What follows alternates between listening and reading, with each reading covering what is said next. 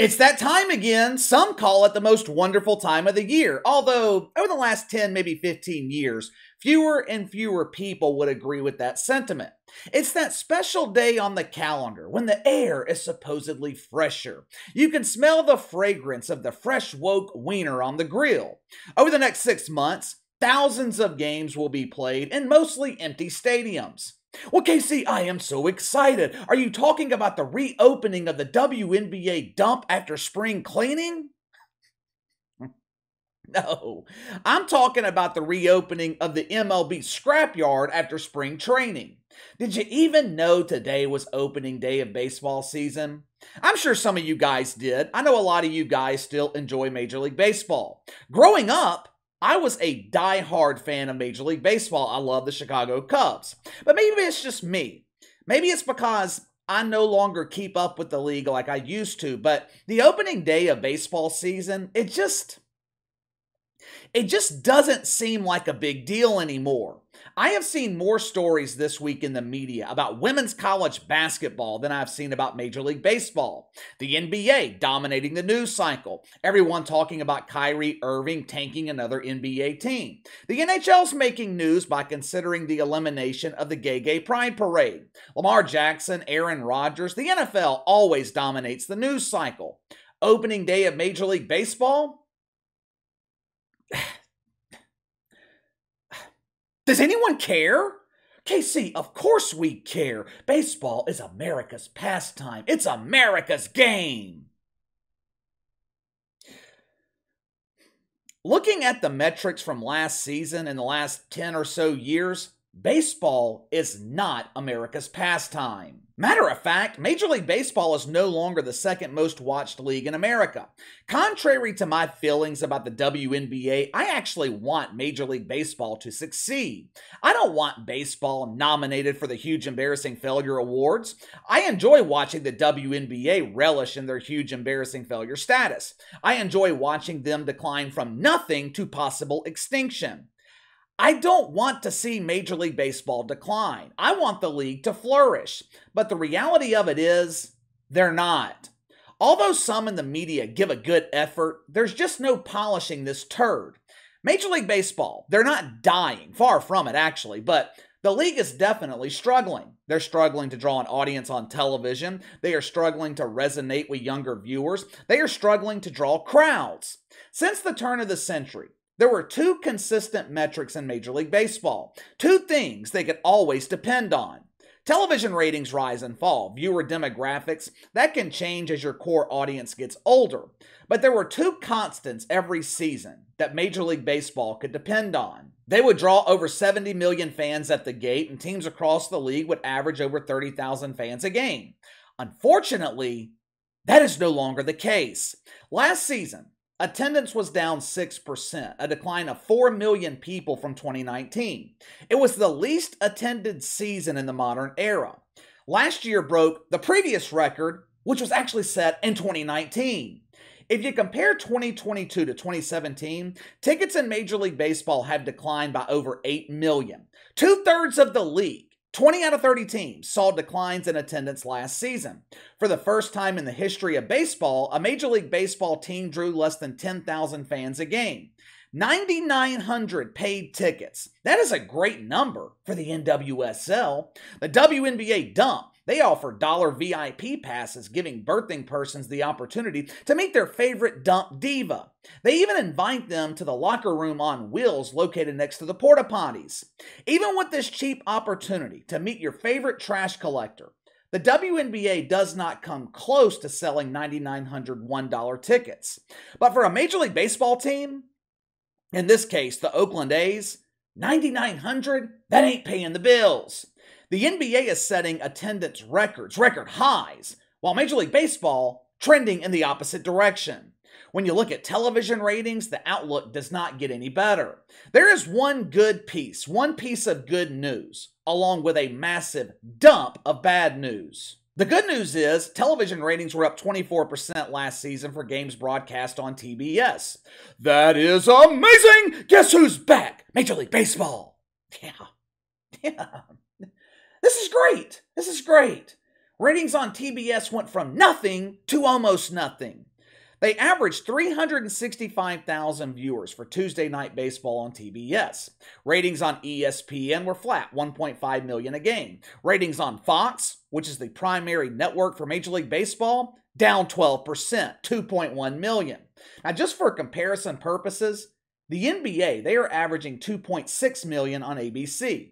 Well, KC, you can't look at national ratings. Baseball's a regional sport. You need to pull ratings from the regional networks. I happen to agree. Major League Baseball has become more of a regional league, and that's not a good thing. The problem is, regional ratings, they're not good either. According to Forbes, regional ratings declined by less than 1% last season. Basically, they were flat. But when you dig a little bit deeper, the outlook is not good. Half the league experienced steep declines while only 13 teams showed growth. Even with attendance down across the league, even with struggling ratings, there was a lot of positivity going into the World Series last year, and rightfully so. Baseball experienced a surge late in the season. Games broadcast on TBS, they went from 365,000 to over 500,000 viewers in August and September. There was a spike in ratings leading to the World Series. Major League Baseball averaged 3.5 million viewers through the playoffs on TBS and Fox. The division series in both the American and National League, most watched in 5 years. I mean, they weren't drawing NBA playoff numbers, but things were looking good for Major League Baseball. The matchup for the World Series, it was appealing. Houston, Philadelphia, two major markets. After years of struggling ratings, it finally looked like the World Series would be returning to prominence. Finally looked like baseball was turning the corner. And then it happened. You remember when I said, I think I said this yesterday, that the mainstream media has the power to drive perception? If you're a professional sports league, this could work in your favor, or, as is often the case, since the vast majority of people have zero trust in the mainstream media, it can destroy you. Unfortunately for Major League Baseball, the media destroyed their momentum heading into the World Series. Do you guys remember the biggest story in baseball last October? Had nothing to do with World Series matchups. It had nothing to do with surging ratings in the playoffs. The biggest story heading into the World Series, mythical racism.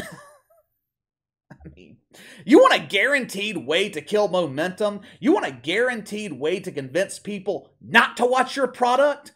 Give yourself a healthy dose of mythical racism. And look, Major League Baseball had no control over this. It wasn't their fault. But like I said, the media has the power to drive perception. Here were some of the headlines going into the World Series. It all started with a report from the Associated Press. No U.S.-born black players on expected World Series rosters. Who fucking cares? Headline at The Athletic. At the World Series, Major League Baseball's diversity problems are the same old story. What diversity problems? You can make the case that baseball is the most diverse sport in the country. 57% white, 32% Hispanic, 8% black, 3% Asian. Sounds like diversity to me. Perhaps Rob Manfred should give diversity training to the other major sports leagues. Go look at the demographics of the NFL, the NBA, the NHL. Go find me a league more diverse than Major League Baseball. Of course, in the eyes of the mainstream media, baseball does not represent diversity. No. You see, only 8% of the players choose to identify as black. And the problem is, many of those black players, they decided they didn't want to be born here in America, so according to the media, they don't count. Once this report was released by the Associated Press, the media asked Dusty Baker, manager of the Houston Astros. They asked Dusty Baker what he thought about it. When the media was creating this propaganda, they conveniently overlooked the fact that Dusty Baker is from Riverside, California, and he's black. They also conveniently overlooked the fact that he became the third black manager to win a World Series. None of that mattered. The only thing the media wanted to focus on was their created mythical racism. Dusty Baker He polished the turd when the media asked about it. Instead of handling this like Todd Bowles, Mike Tomlin, or Raheem Morris when NFL media asked them about mythical racism, when someone like Jenna Lane offers Todd Bowles a nice shit sandwich, he politely declines. Of course, Jenna, she finishes off the delicacy and washes it down with a nice glass of Don's lemonade. What does Dusty Baker do? He not only bites into this shit sandwich, he asked for seconds. Dusty Baker saw the mythical racism fire, bent over, and gave it a nice fart to fan the flames. He expressed his disgust with this blatant mythical racism in Major League Baseball. "I am ashamed of the game. Quote me, damn it. I am ashamed." So you're ashamed of yourself? Last I checked, Dusty Baker, he has been managing Major League Baseball teams for decades. I am pretty sure he has the power to include American black players. I checked out the Astros roster. I saw plenty of black players, all from the Dominican Republic. How come Dusty Baker doesn't draft and develop black players from Houston? There are 500,000 black people living in Houston. You mean to tell me Dusty Baker, he couldn't find one, maybe two, who would be interested in playing in the World Series? Of course, we all know why. Managers like Dusty Baker, they look for the best players. They don't fill their roster based on some racial quota. All this mythical racism leading into the World Series led to the least watched World Series in the history of the league, not counting the two COVID years. 11.8 million viewers. The last 5 or 6 years, the World Series has struggled. 2016, 23 million. 2017, 19 million. Since then, the World Series has averaged 12 million, and they haven't hit 12 million since 2019. This has led, obviously, to declining advertising revenue. 2019, advertisers spent over $300 million during the World Series. Know how much they spent last year? $178 million. But KC, overall revenue was up. Baseball hit $11 billion in revenue last season, a record high. Yeah, that's true. But when you factor in inflation, revenue is actually down 7% from 2019. I imagine it's kind of hard to grow revenue when attendance is down, ratings are down, and your league is treated like an afterthought most of the year. Doing what I do here on the channel, I am reading the media all day, every day. It doesn't matter the time of year. I'm always seeing stories about the NFL, the NBA. The NHL has resurged lately. The media was all over the woke wiener of Bob Greiner last year in the WNBA. But I rarely see major headlines with Major League Baseball. Why? I really don't know.